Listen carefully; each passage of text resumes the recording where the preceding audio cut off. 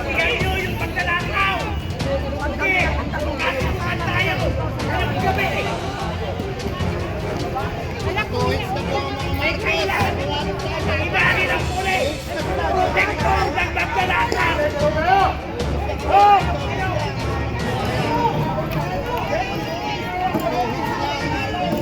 Kaya kayo sa balat nyo!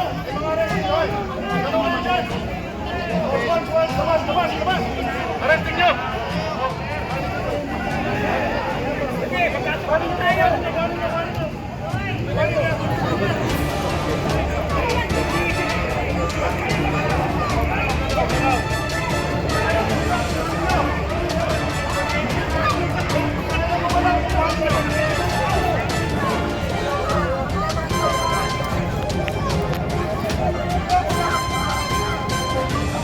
Nagdadila yung maglalakaw eh! Sanit na hutihin nila yung labas nito!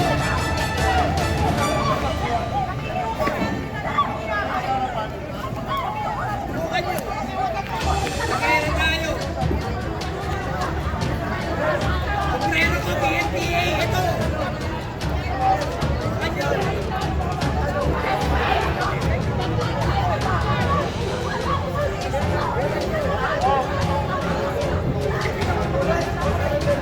Pera ko PNPA yun!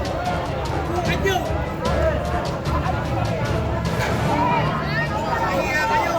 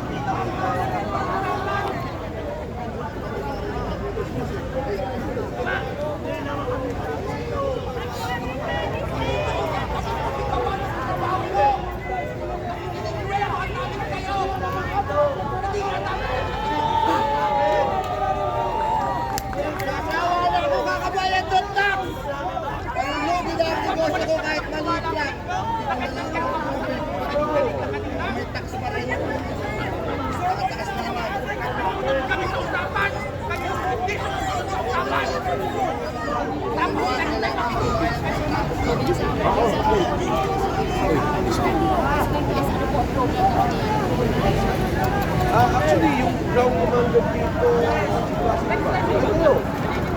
anyway, nagtawag kami dito dun sa Pagkilos na yun.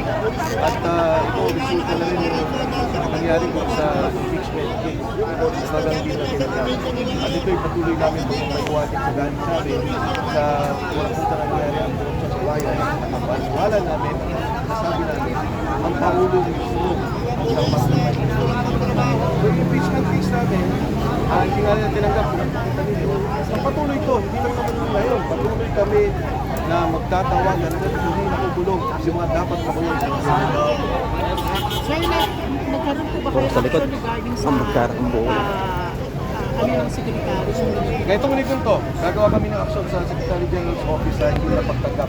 May mga nagsasabi, kasi daw hindi namin iwan. Paano namin iwan? Naka-video yun, nakita yun, ng mga tao, pinipilit namin na kahit doon lang sa frontes ng Rapid Island. Kaya ito, patuloy kami kikilos dahil sa palimit. Pangalawa, kasama dun sa impeachment case yung pag-kidnap kay Pangulong Duterte. At hanggang ngayon sinasabi namin, illegal yun. State kidnapping yun, hindi dapat lang ginawa yun. At ang ginawa nilang Pagkilos na yun, 2023, ilang taon, hindi ko lang 5 taon, nawala na tayo sa ICC, talagang pinlanin nila. Alam mo, dito sa bansa natin, naiintindihan natin, may mga ginagawang pagkilos, may ginagawang kaso. Pangulong Erap kinasuhan dito, kinulong sa veterans. Pangulong GMA, kinasuhan. Dito, kinulong sa veterans. Ito lang, katangi-tangi si Pangulong Duterte dahil nilabas nila doon sa ibang korte, banyagang batas, na meron naman dito, masyado nilang ginigipit yung tao na Pilipino na dapat ay hindi pinayagan natin ng ganito. Dahil tayo may sariling batas, may sariling soberanya, ibig sa lahat may korte tayo. Hindi dapat kumain ng korte suprema. Sir, may message na bigay namin ng Duterte. Saan po punta ng grupo? Susundan ako, agasunod lang ako dito eh. May mga ground commander kami, may grupo rin kami sa SMO, grupo dito. Klase ko ba? Natin dito lang. Ground commander na nandito at saka si Colonel Betran, dalawa sila yung susundan namin. Ano po ang asawa ko sir nakikilaw po? Hindi namin actually lang talaga. Panawagan namin to, may mga organized at punta. Nakita nyo sa kabila may tumating din. Palagay ko, dire-diretso to.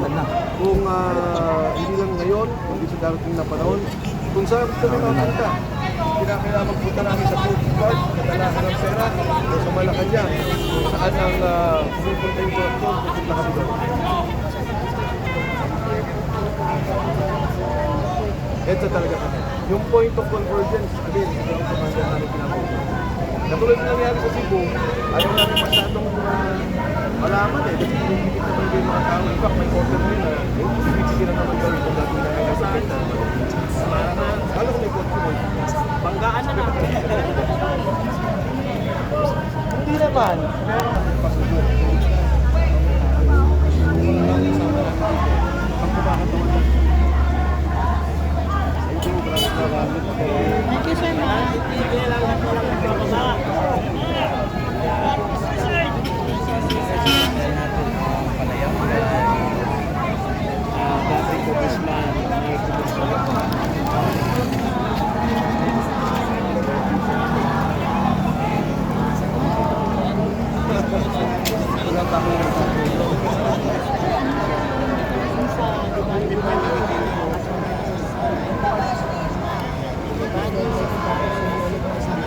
February 6.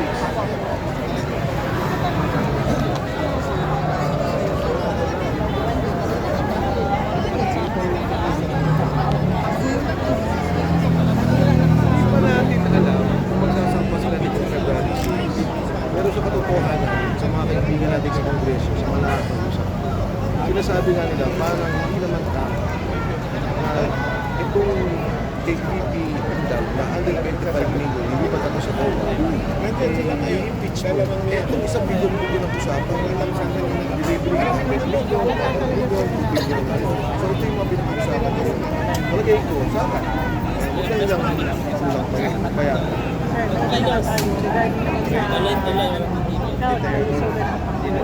Ayun kay Claire, malakas na, di ba, nagtawanan sila. Ayun po pa ay alam mo, ang kamusugan kasi ng Pangulo, hindi naman karibig at hindi pang brigado.